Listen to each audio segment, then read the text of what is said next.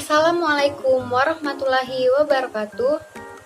Perkenalkan, nama saya Andarinda Lestari dengan NPM 5019153. Di sini saya akan memenuhi tugas mata kuliah telaah kurikulum dengan dosen pengampu Bapak Tio Gusti Satria, Magister Pendidikan. Pada pertemuan keempat kali ini atau pada tugas keempat kali ini, saya akan menjelaskan tentang dasar pertimbangan kurikulum 2013 dan rasiologis pengembangan kurikulum 2013. Yang pertama, saya akan menjelaskan tentang dasar pertimbangan kurikulum 2013. Kurikulum dapat dipahami sebagai semua pengalaman yang diperoleh oleh peserta didik dari proses pembelajaran baik di dalam kelas maupun di luar kelas. Pengalaman tersebut sangatlah penting dan tidak boleh menyesatkan peserta didik. Maka, kurikulum harus disusun sebaik mungkin agar diperoleh hasil pendidikan sebagaimana yang telah digariskan pada tujuan pendidikan nasional.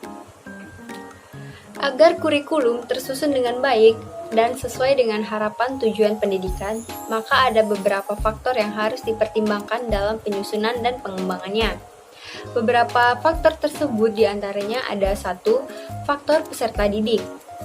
Menurut teori psikologis pengembangan bahwa setiap anak mempunyai tempo dan irama pengembangan sendiri-sendiri.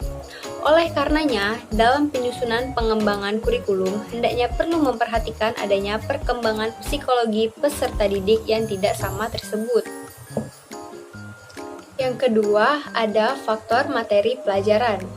Berkenaan dengan materi pelajaran, Schubert dalam bukunya Curriculum, Perspective, Paradigma, and Possibility menjelaskan bahwa materi kurikulum harus mengikuti perkembangan zaman. Dengan demikian, kurikulum sekolah dapat memenuhi kebutuhan hidup peserta didik. Selanjutnya, fungsi dan cara pengembangan kurikulum. Fungsi kurikulum ialah sebagai pedoman bagi guru dalam melaksanakan tugasnya. Selain itu, kurikulum berfungsi sebagai 1.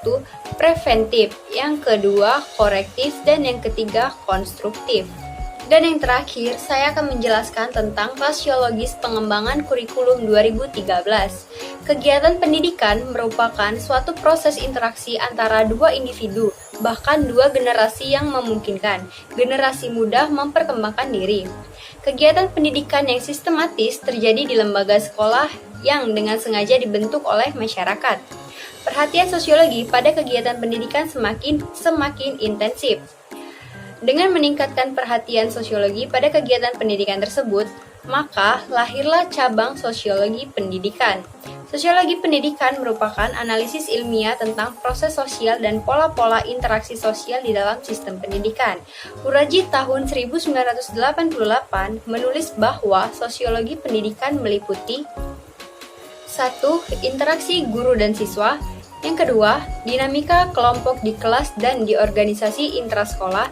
Yang ketiga, struktur dan fungsi sistem pendidikan. Dan yang terakhir, sistem-sistem masyarakat dan pengaruhnya terhadap pendidikan.